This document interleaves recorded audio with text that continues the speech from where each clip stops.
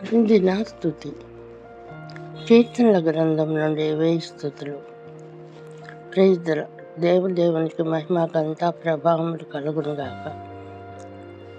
ఉదయకాలాన దేవుని నామ స్తుతితో ప్రారంభించుకుందామా. యూదా గోత్రమును కోరుకున్న దేవా స్తోత్రములు. సియోను పర్వతమును ప్రేమించిన దేవా స్తోత్రములు. అంతరిక్షమును కట్టిన దేవా స్తోత్రములు. భూమిని నిత్యముగా స్థాపించిన దేవా స్తోత్రములు. ఆపత్కాలంలో మొరపెట్టగా విడిపించు దేవా నీకు స్తోత్రాలు నాయనా.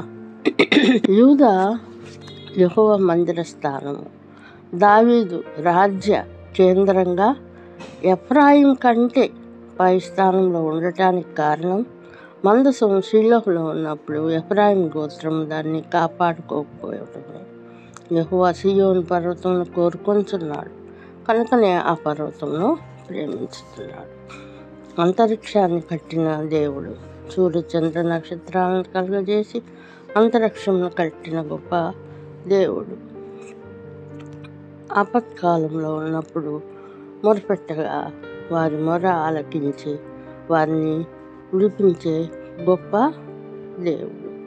కనుక మనం కూడా మన ఆపద సమయంలో, మన అక్కర సమయంలో, మన కష్టకాలంలో ఆయనను గణపరిచి స్తుతించుకుందామా.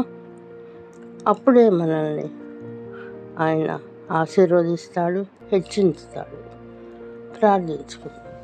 కృపా కనికరం గల దేవా, మా పరలోక తండ్రి, మీ పరిశుద్ధ పాదాలకు లెక్కలేని స్తోత్రాలు చెల్లించుకుంటున్నాను నాయన. అవును ప్రభా తండ్రి నాయన, అంతరిక్షాన్ని కట్టిన దేవుడు నాయన. ఆపదలో ఉన్నవారు మొరపెట్టగా విడిపించే దేవుడు నాయన, గొప్ప దేవుడు తండ్రి. నా ప్రభా సియోను పర్వతం ప్రేమించినావు నాయన, మీకు స్తోత్రాలు తండ్రి.